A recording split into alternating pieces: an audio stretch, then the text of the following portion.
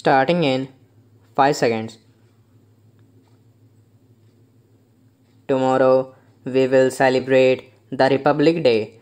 On this auspicious occasion, I am happy to greet you all, my fellow citizens at home and abroad, and convey to you my good wishes. This is no doubt a joyous occasion, and we celebrate it with all enthusiasm. But this is also an occasion for calm introspection about where we stand and in what direction we are going. A few years back, our country was suffering from a deficit in food grains, and some people abroad had written us off as a country which could not be saved. In their view, our agriculture had no future and we would be exposed to recurring famines. These prophets of gloom had reckoned without our untiring Kisan, and they have been proved false. This country, which was producing 5 crore tons of food grains in 1950, has now reached a level of over 20 crore tons despite of floods and other natural calamities in several parts of the country. The credit for this goes to the Kisans, the vast majority of whom are small and marginal farmers.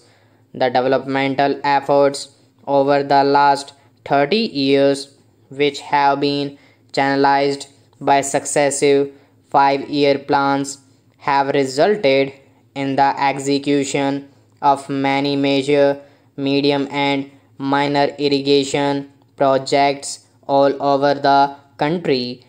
The assured water supply from these projects, as well as production of fertilizers, pesticides, and high yielding strains, have all aided the Kisan in ushering in an era of plenty.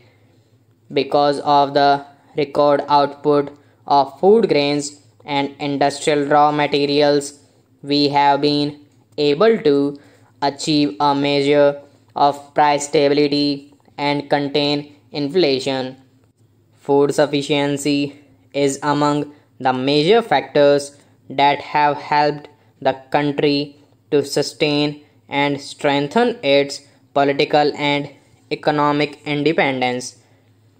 We cannot, however, afford to be complacent. In the coming years, we will have to place agriculture on a sounder and more viable base. We will have to assure fair prices for the farmers' produce and reduce the cost of inputs that will encourage the Kisan to work harder and show better results. There has to be an intensive study of the agroecology of every area, and we must build up self-reliance of each area in order to ensure the full development of its potential. If farmers, scientists, extension workers, developmental administrators, mass media agencies, and above all, our political leaders will all work together, we can soon regain the old image of our as a land full of milk and honey. While this achievement is certainly within our reach, a radical change in the entire value system of our urban societies is essential for attaining this goal. The brain drain and the depletion of resources from the village to the city must not only be stopped but must be reversed. The imperative need is for a happy combination of brain and brawn for achieving the rural prosperity.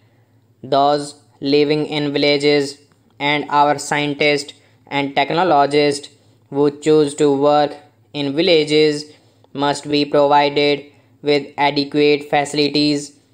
The basic minimum needs of the rural people must be fulfilled without further delay.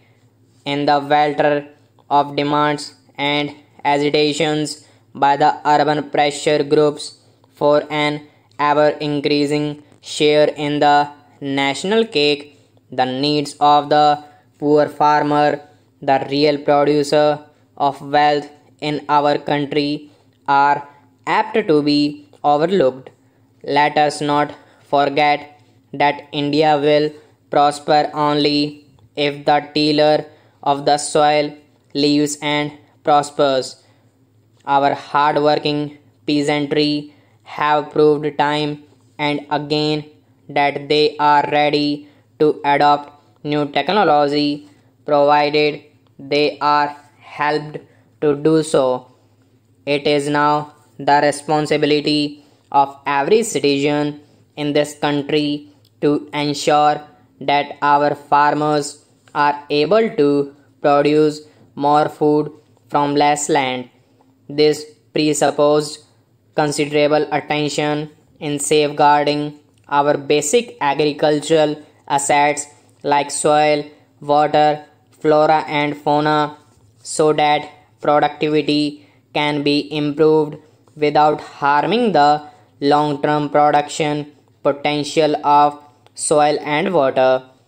I have had occasion to fly over the Himalayas in recent months and I was shocked to see the extent of deforestation that has taken place. What was once all greenery has been reduced to barren rocks. Such denudation and the resultant soil erosion pose a grave danger to our future.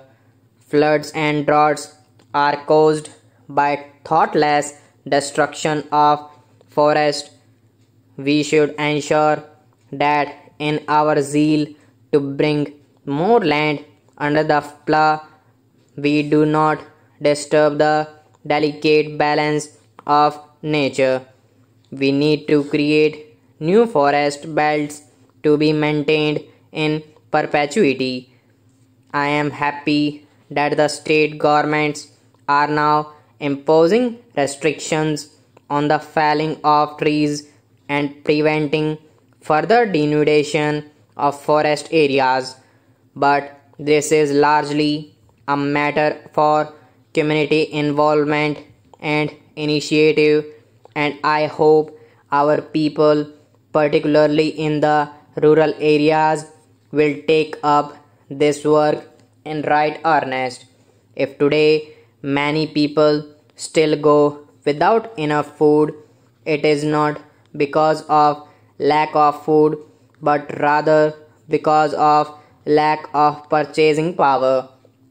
Hence, our agricultural plans will have to aim at generating more and more employment in the rural areas in addition to providing food for our growing population. Stop.